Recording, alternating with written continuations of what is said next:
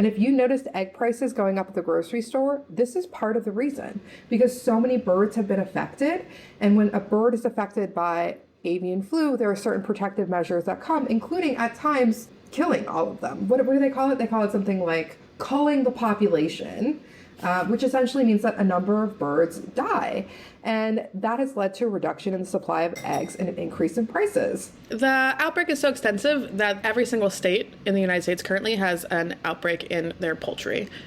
It is widespread. It is happening everywhere. All 50 states are affected.